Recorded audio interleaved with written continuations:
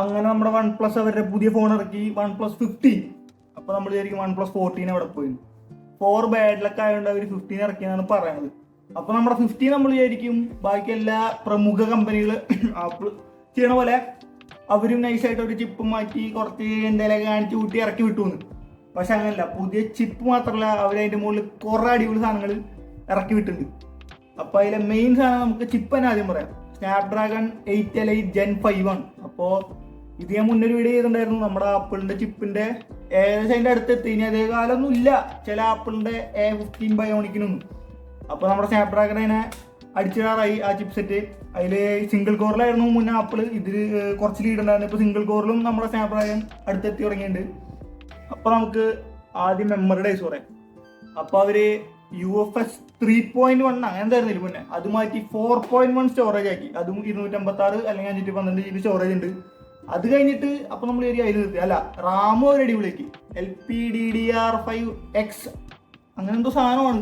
ഏറ്റവും പുതിയ റാം ആണ് കിടക്കുന്നത്. 12 GB 16 GB വരെ നമുക്ക് 16 GB അതിൻ്റെ ഒന്നൂടെ അപ്ഗ്രേഡ് ആകുമ്പോൾ റാമിൽ എന്തോ അൾട്രാ അങ്ങനെ എന്തോ സെറ്റപ്പ് കൂടി വരും. അത് ഞാൻ എന്താണെന്ന് ഇവിടെ എവിടെയെങ്കിലൊക്കെ എഴുതി കാണിക്കാം.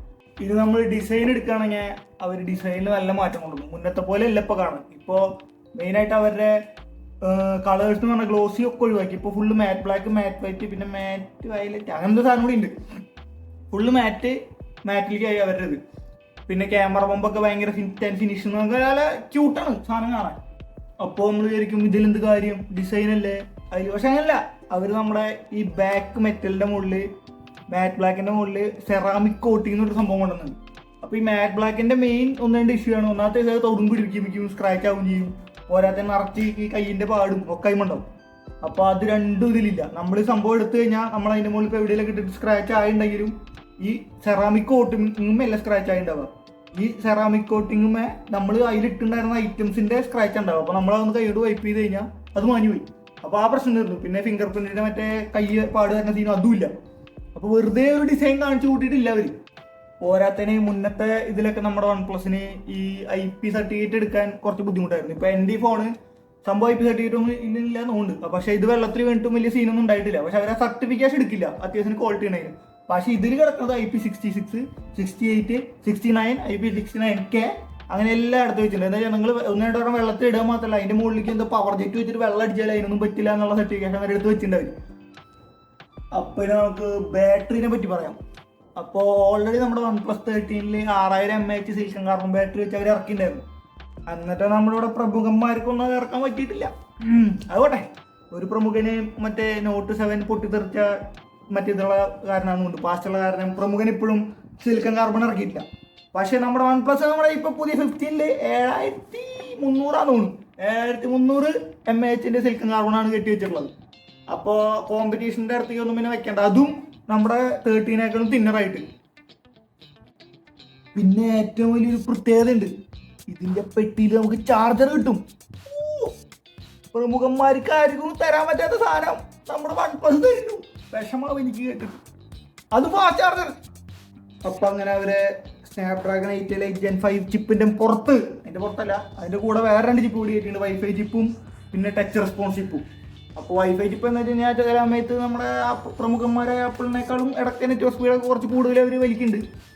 പിന്നെ ടച്ച് റെസ്പോൺസ് ചിപ്പ് എന്താണെന്ന് എനിക്കും വലിയ കറക്റ്റായിട്ട് അറിയില്ല. അതെന്ത് ടച്ച് സാമ്പിളിംഗ് റേറ്റ് ബാക്കി നമ്മുടെ ഈ ആപ്പിളിൻ്റെയും സാംസങ്ങിനേക്കാളൊക്കെ കൂടുതലാണ് പറയുന്നത്. പിന്നെ അതിൻ്റെ ഒപ്പം അവർ പെയർ ചെയ്ത് വിട്ടിട്ടുള്ളത് നമ്മുടെ ഡിസ്പ്ലേ എന്ന് വെച്ചാൽ 165 ഹെർട്സാണ് റിഫ്രഷ് റേറ്റ്.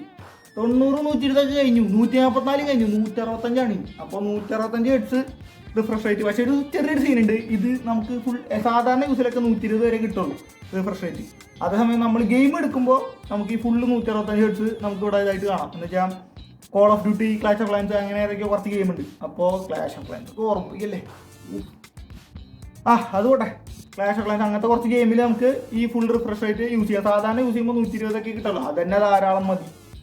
പിന്നെ മെയിൻ സാധനം കുറേ നാളായിട്ട് പോയിട്ട് അതാർക്കും അങ്ങനെ ഇഷ്ടമില്ല. പക്ഷേ എനിക്ക് ഏറ്റവും കൂടുതൽ ഇഷ്ടമുണ്ടായിരുന്ന സാധനമാണ് ഇത്. ഈ സാധനമില്ലേ, ഈ അലർട്ട് സ്ലൈഡർ, അത് പോയി. അതിന് വരെ പോയിട്ട് സ്വിച്ച് ഔട്ട് കൊടുക്കണം. അപ്പോൾ ഈ സാധനം എനിക്ക് ഭയങ്കര ഇഷ്ടമായിരുന്നു. സംഭവം ആപ്പിളിൽ നിന്ന് പോയിപ്പെടുത്താണെങ്കിലും അടിപൊളി യൂസ്ഫുൾ ആയിട്ടൊരു സാധനമായിരുന്നു. പക്ഷേ ഇപ്പോൾ സ്വിച്ച് വന്നത് കുഴപ്പമില്ല, എന്തായാലും അതൊക്കെ ഒരു ചെറിയ മാറ്റമാണ്. അതിപ്പോൾ കുറച്ച് കാലമായിട്ട് OnePlusലില്ല. അതായത് നമുക്ക് നമ്മുടെ ഖേദം പ്രകടിപ്പിക്കേണ്ടത്. അപ്പോൾ ഇനി നമുക്ക് ഇതിലുള്ള നെഗറ്റീവ്സ് പറയാം. ആദ്യത്തെ ഡേയ്സ് നമ്മൾ അധികം മനസ്സിലാക്കില്ല. ഒന്നാമത്തെ അതിൻ്റെ ഡിസ്പ്ലേയുടെ റെസൊല്യൂഷൻ 1440 എത്രയാണ് കുറച്ച് അത് നമ്മൾ എന്തായാലും തിരിച്ചറിയാൻ പോകില്ല. പിന്നെ ഹാപ്റ്റിക് മോട്ടോർ വൈബ്രേഷനൊക്കെ കുറച്ചൊരു ഡൗൺ ഗ്രേഡ് ആണ് നമ്മുടെ OnePlus 13 വെച്ച് നോക്കുമ്പോൾ. ഇതിലെ മെയിൻ സീൻ, നമ്മളെല്ലാവരും ഫോൺ മേടിക്കാനുള്ള ഒരു മേജർ കാരണമാണ് നമ്മുടെ ക്യാമറ. അത് ഒരു കാര്യമില്ല, അങ്ങനെയാണ് പ്രൊഫഷണൽസ് വേണത്. എൻ്റെ കയ്യിൽ ഇപ്പോൾ ഞാൻ അതില്ല. പക്ഷെ ഒരു കാലം ഉണ്ടായിരുന്നു, ഈ OnePlus 7 ഒക്കെ ഉണ്ടായിരുന്ന കാലത്ത് ഇതിൻ്റെ അത്ര ആരും ഉണ്ടായിരുന്നില്ല. അത്ര അടിപൊളിയായിരുന്നു. ഇത് ഞാൻ ഇപ്പോൾ ഇത് അടിച്ചു പോകണൊക്കെ തൊട്ട് മുന്നേ വരെ ഞാൻ അതിലാണ് വീഡിയോ റെക്കോർഡ് ചെയ്തായിരുന്നു. അപ്പോൾ അത് അടിച്ചു പോയാൽ ഇപ്പോൾ ഇതിൽ റെക്കോർഡ് ചെയ്യേണ്ട അവസ്ഥ ഉണ്ട് അവിടെ. പക്ഷേ ഇപ്പോൾ OnePlusൻ്റെ ആ പേരൊക്കെ പോയി.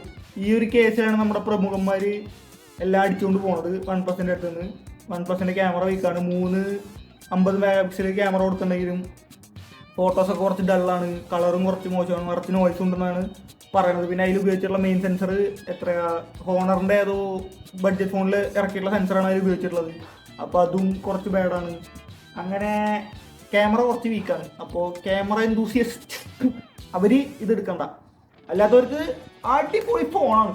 കാരണം മുന്നത്തെ ഒരു OnePlus X യൂസർ എന്നുള്ളതിലേക്ക് ഞാൻ ഒരു OnePlus ചെറിയൊരു ഫാനാണ്. പക്ഷേ ക്യാമറ അലമ്പാക്കിയോടുകൂടി ഞാൻ ബാഡെത്തി. പക്ഷേ എന്തൊക്കെ പറഞ്ഞാലും OnePlus 15 വെറുതെ കുറച്ച് AI പൊടി വിതറി ഒരു ചിപ്പ് അടിച്ചിട്ട് ഇട്ടിട്ടില്ല. കുറേ അവർ മാറ്റം വെച്ച് അടിപൊളിയാക്കി ഇറക്കിയിട്ടുണ്ട്. ക്യാമറയും കൂടി അവർ അടിപൊളിയാക്കി ഇറക്കി കഴിഞ്ഞാൽ കിടിലായിരിക്കും. അപ്പോൾ അത്രയ്ക്കുള്ള ഈ വീഡിയോയിൽ. അപ്പോൾ ഡു സബ്സ്ക്രൈബ്. ഇതിൻ്റെ വില പറയാൻ പറഞ്ഞു. ഇതിപ്പോൾ മിക്കവാറും നമ്മുടെ അവിടെ ഒരു 70,000 to 75,000 ഇടയിലാണ്. മറ്റേ സ്റ്റോറേജും അങ്ങനത്തെ കാര്യങ്ങളൊക്കെ നോക്കി മേടിക്കുമ്പോൾ 70,000 ആ റേഞ്ചിലാണ് നമ്മുടെ ഈ ഫോൺ ഇറങ്ങാൻ പോകുന്നത്. അപ്പോൾ ആവശ്യമുള്ളവർ പോയി നോക്കുക.